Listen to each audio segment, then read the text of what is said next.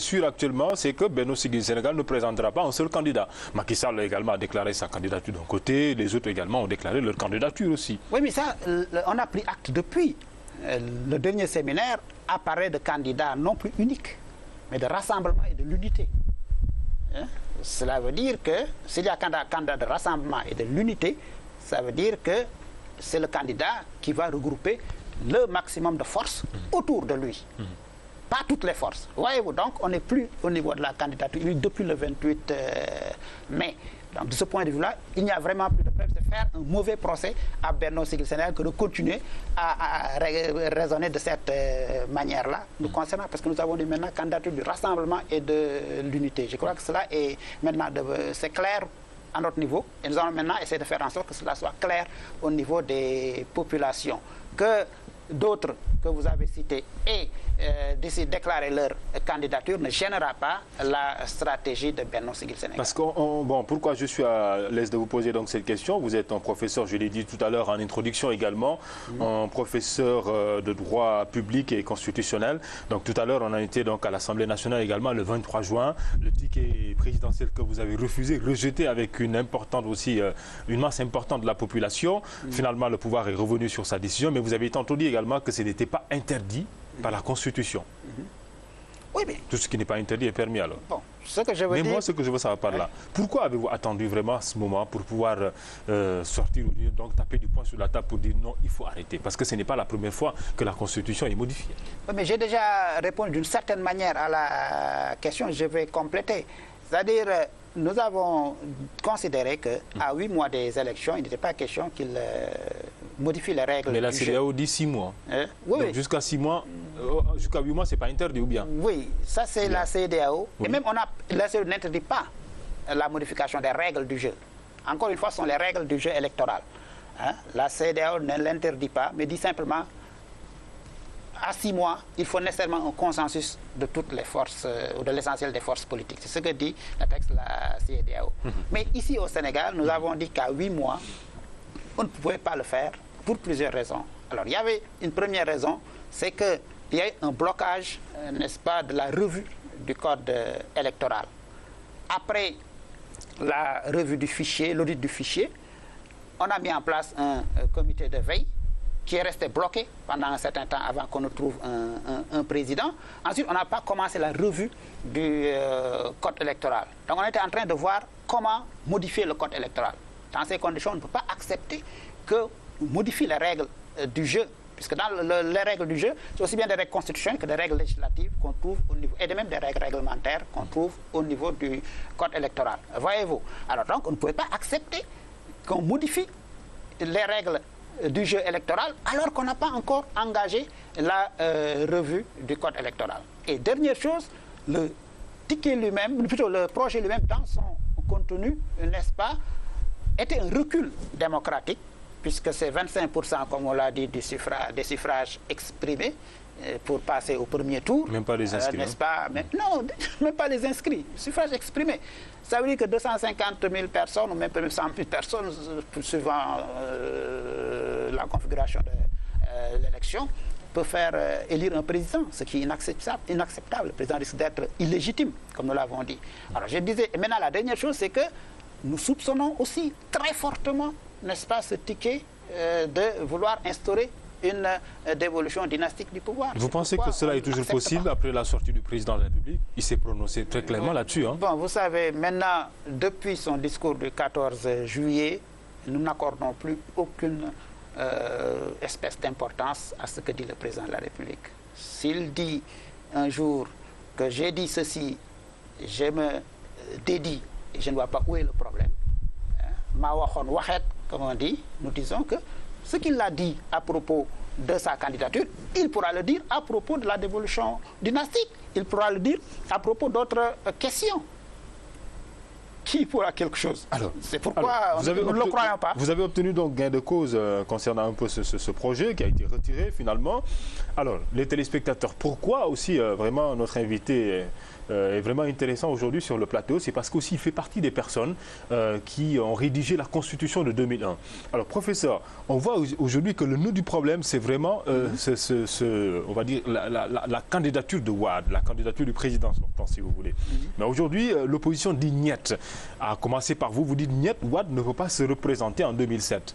Vous faites partie des personnes qui ont rédigé la Constitution. Il y en avait plusieurs. Il y a actuellement le ministre des Affaires étrangères qui représentait, si vous voulez, le chef de l'État. Il y a l'ancienne première ministre, je mets un peu la fonction féminine, si vous voulez, Mama Dior Boy, qui présidait la commission. Il y a également aussi le professeur Babacar Gueye. Il y a Maître K également, qui représentait la société civile. Et ensuite, il y avait aussi quelques autres personnes. Taïfour Diop, c'est bien ça. Qui représentait le Premier ministre, qui était magistrat. Qui était magistrat. Voilà. Alors, pourquoi dites-vous que le chef de l'État ne peut pas se représenter? Oui, la question est simple, on l'avons dit à plusieurs reprises, on l'a argumenté. Et ce qui est intéressant d'ailleurs avant de répondre à votre question, c'est que l'essentiel, n'est-ce pas, de mes collègues qui travaillent sur le droit constitutionnel considèrent qu'il ne peut pas se représenter. Donc, cet unanimisme, quand même, n'est pas le fruit du hasard. Ensuite, on a demandé à des personnes, à des enseignants étrangers, qui ont dit également la même chose. Et je disais un jour à mes étudiants, prenez la Constitution telle qu'elle, n'est-ce pas, allez porter cette Constitution, n'est-ce pas, à n'importe quel enseignant de droit de n'importe quel pays du monde. Il ne pourra pas dire autre chose que Wade ne peut pas se représenter. Vous savez pourquoi? Parce que lui, il dit que les constitutionnalistes sont divisés sur la question. Il n'y a pas de division. Non. Je demande qu'il cite un seul constitutionnaliste. J'aimerais bien voir un seul constitutionnaliste, je dis bien constitutionnaliste, qui ose dire le contraire. Je ne parle pas de tous les autres juristes qui en parlent, parce que certains en ont parlé. Mais pour moi, ils n'ont pas la légitimité, n'est-ce pas, scientifique d'en parler. Pourquoi? Non, parce qu'à l'université, ceux qui ont la légitimité scientifique, on sait qui c'est. Donc ils peuvent parler, et leur parole est prise en compte. Mais ceux qui n'ont pas la légitimité scientifique, leur parole ne vaut pas grand-chose. C'est pourquoi tous les autres juristes qui en ont parlé, nous pensons qu'ils n'ont pas cette légitimité scientifique-là. Maintenant, s'il y a des constitutionnalistes qui osent dire le contraire, qu'on cite leur nom et qu'on engage un débat avec eux. Nous sommes prêts à le faire. On engage un débat avec eux. Maintenant, je vais vous expliquer. Moi, lorsque j'ai soulevé la question, ce n'était pas seulement en tant qu'enseignant, professeur de droit, ce n'était pas aussi en tant que politique simplement, mais c'était d'abord en tant qu'ayant participé à la rédaction de cette Constitution. Et lorsque nous travaillons à la rédaction de cette Constitution, nous avons dégagé des orientations, des termes de référence. Et dans les termes de référence, n'est-ce pas, il était prévu essentiellement, n'est-ce pas, que l'on arrive à un équilibre des pouvoirs et qu'on réduise essentiellement les pouvoirs importants que le président de la République avait. Et pour cela, il fallait aussi faire en sorte que le président ne puisse pas rester trop longtemps au pouvoir. Et l'actuel président lui-même en avait fait son cheval de bataille. Il avait fait son cheval de bataille pendant toute la période au cours de laquelle il était dans l'opposition. Et lorsqu'on a donc abordé cette question, il était d'accord avec les membres de la commission, parce que voilà comment on fonctionnait. On fait une proposition et la proposition est transmise au président de la République, au Premier ministre, par, n'est-ce pas, le président ou la présidente de la commission. Et on a les retours, donc les réactions en retour. Et lorsqu'on a rédigé cet article 27 de la Constitution, le président de la République actuelle, je le dis bien, il était d'accord là-dessus. D'ailleurs, il l'a dit 2 ans après. Il a dit, j'ai fait bloquer la Constitution, je ne peux plus me représenter. Il était d'accord là-dessus, parce qu'il était d'accord pour qu'on ne puisse prendre que 2 mandats. Lui-même, d'ailleurs, il disait politiquement qu'il n'allait faire qu'un seul mandat. Mais on voit également sur ça, professeur, on va s'arrêter un instant pour permettre aux téléspectateurs de mieux comprendre. Alors, on voit que l'article 27 fait débat aujourd'hui, et également, certaines personnes ne comprennent pas pourquoi il y a polémique autour de cela. Mais est-ce qu'à ce moment, vous avez était très clair pour dire que, effectivement, est-ce que, par exemple, le mandat en cours était pris en compte? Parce que certains disent que non, le mandat de 2000 à 2001 n'était pas pris en compte, c'est-à-dire il commençait donc vraiment cette disposition s'appliquait au président qu'à partir de 2007. Qu'est-ce qui explique? Expliquez-nous un peu quand même. Oh, pourquoi ça polémique à ce niveau quand même? Ils disent que vous n'avez pas été très clair, il y a un flou total là-bas. En réalité, je vais vous dire encore une fois, tous ceux qui ont travaillé sérieusement sur la question ont dit qu'il n'y avait rien de flou, tout était clair. C'est ça le problème. En fait, je vous ai dit, il y a des juristes qui ont essayé d'obscurcir le problème et de parler, n'est-ce pas, de mandats qui étaient liés à l'ancienne constitution. Je vais vous expliquer comment ça s'est passé concrètement. Et maintenant, du point de vue de l'analyse théorique. Concrètement, comment cela s'est passé? C'est qu'on a rédigé l'article 27 comme on l'a rédigé. Donc le président ne prend que 2 mandats de 5 ans à l'époque, de 5 ans. Le président Wade, qui était d'accord avec nous, devrait en principe, si on applique la Constitution dès son entrée en vigueur, faire 2 fois 5 ans. Voyez-vous? Alors, on a discuté, je ne vais pas entrer dans les détails, je vous le dis tout de suite, tout ce qui s'est passé. Secret d'État. Voilà, c'est ça. C'est ça, j'ai une responsabilité quand même, pas entrer dans tous ces détails. Mais ce qu'on se dit, c'est que il a été élu pour 7 ans.